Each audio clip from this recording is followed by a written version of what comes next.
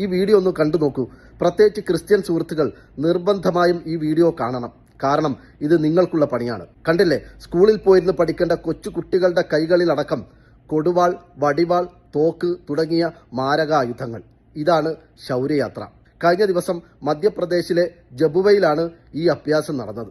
സംഘപരിവാർ സംഘടനകളായ BHPയുടെയും ബജ്രംഗ് ദളിന്റെയും നേതൃത്വത്തിലാണ് ഈ യാത്ര സംഘടിപ്പിച്ചത്. വിഷലിപ്തമായ അപരമത വിദ്വേഷങ്ങളും ഭയപ്പെടുത്തുന്ന മുദ്രാവാക്യങ്ങളുമാണ് യാത്രയിൽ ഉടനീളം മുഴങ്ങിക്കേട്ടത് എന്ന് പരിസരവാസികൾ പറയുന്നു. ഈ ദൃശ്യങ്ങളിൽ എവിടെയും പോലീസിന്റെ സാന്നിധ്യം കാണാനില്ലെങ്കിലും ഇതിനെക്കുറിച്ചുള്ള വാർത്തയിൽ പറയുന്നത് ഈ യാത്രയ്ക്ക് വഴിയൊരുക്കിയത് മധ്യപ്രദേശ് പോലീസാണെന്നാണ്. ഈ ശൗര്യയാത്ര ക്രിസ്ത്യാനികൾക്കുള്ള പണിയാണെന്ന് ഞാൻ പറയാനുള്ള കാരണം ഈ യാത്ര കടന്നുപോയത് ക്രൈസ്തവ ഭൂരിപക്ഷ മേഖലകളിലൂടെയാണ്. മധ്യപ്രദേശിലെ ജബുവയിലിൽ ക്രിസ്ത്യാനികൾ കൂട്ടം കൂട്ടമായി തിങ്ങിപ്പാർക്കുന്ന കോളനികളിലൂടെയാണ് ഈ യാത്ര നടന്നത്. അപരമത ധ്വംസനത്തെയും ഹിംസയും പ്രോത്സാഹിപ്പിക്കുന്ന ഈ യാത്രയെ പുഷ്പവൃഷ്ടി നടത്തി സ്വീകരിക്കുന്ന ഒരു സംഘപരിവാർ നേതാവിനെയും ഈ ദൃശ്യങ്ങളിൽ നമുക്ക് കാണാം. ഇനി പറയൂ, ലോകത്തിലെ ഏറ്റവും വലിയ സന്നദ്ധ സംഘടനയെന്ന് അവകാശപ്പെടുന്ന RSSന് സംഘപരിവാർ സംഘടനകൾക്ക് എവിടുന്നാണ് തോക്കുകൾ കിട്ടുന്നത്?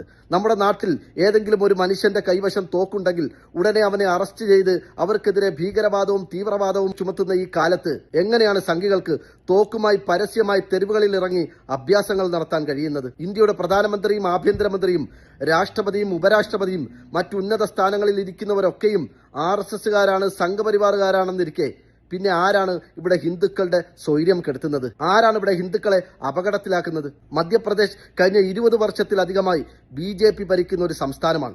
ഇവിടെ BJP വന്നാൽ മാത്രമേ നമുക്ക് സമാധാനമാവുകയുള്ളൂ.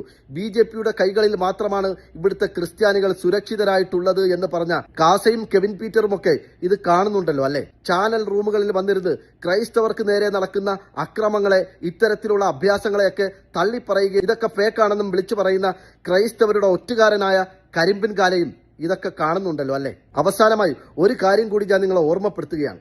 RSS എന്ന തറവാട്ടിലെ സ്വീകരണ മുറിയാണ് BJP. ആ മുറിയിലേക്ക് നിങ്ങൾ കയറി ചെല്ലുമ്പോൾ നിങ്ങളോട് വെളുവെളുക്കെ ചിരിക്കുകയും സൗമ്യമായി സംസാരിക്കുകയും ഭവ്യതയോടുകൂടി പെരുമാറുകയും ചെയ്യുന്ന ചില കാരണവന്മാരെയും പരിചിതമായ മറ്റു ചില മുഖങ്ങളെയും നിങ്ങൾക്കവിടെ കാണാം.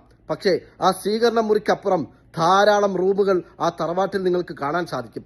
പല റൂമുകളും അടച്ചിട്ട റൂമുകളാണ്. BHP എന്നും ബജ്രംഗ് ദൾ എന്നും ഹിന്ദുസേനയെന്നും ശ്രീരാമസേനയെന്നുമൊക്കെ എണ്ണിയാൽ ഒടുങ്ങാത്ത ധാരാളം പേരുകളുള്ള ദുരൂഹമായ അടച്ചിട്ട റൂമുകൾ നിങ്ങൾക്കവിടെ കാണാൻ സാധിക്കും. തോക്കുകളും മാരകായുധങ്ങളും കൊണ്ട് നിറഞ്ഞിരിക്കുന്ന ആ മുറികളിൽ ധാരാളം പേർ പതുങ്ങിയിരിപ്പുണ്ട്.